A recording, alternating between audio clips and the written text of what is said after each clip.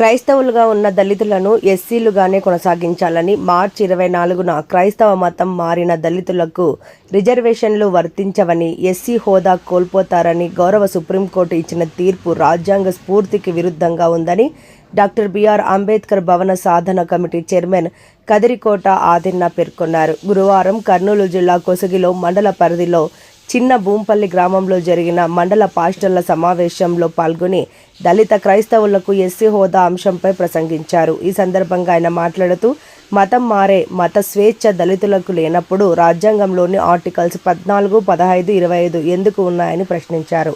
దళితులకు మత స్వేచ్ఛను హరిస్తున్న 1950 రాష్ట్రపతి ఉత్తర్వులను వెంటనే రద్దు చేయాలని డిమాండ్ చేశారు.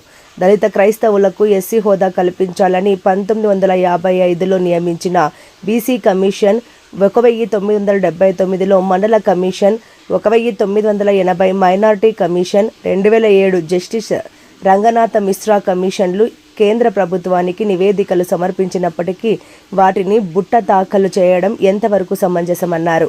అగ్ర కులాలు, ఎస్టీలు మతం మార్చుకుంటే వారి కులాలు మారడం లేదని, కేవలం ఎస్సీ 59 ఉపకులాలు మతం మార్చుకుంటే క్రైస్తవులుగా పరిగణించడం ఇది దళితుల పట్ల చూపుతున్న వివక్షతగా భావిస్తున్నామన్నారు.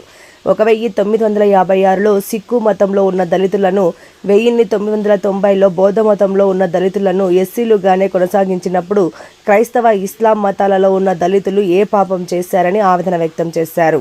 మతం మారిన అగ్రకుల పేదలకు ఈడబ్ల్యూఎస్, ఈబీసీ ద్వారా 10% రిజర్వేషన్లు అమలు చేస్తున్నప్పుడు ఎస్సీ రిజర్వేషన్లను ఎస్సీలు అనుభవించకుంటే తప్పేముందన్నారు.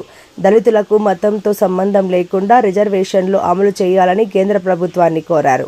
సుప్రీంకోర్టు తీర్పును పునఃసమీక్షించి రాజ్యాంగ బెంచ్కు పంపించాలని కోరారు.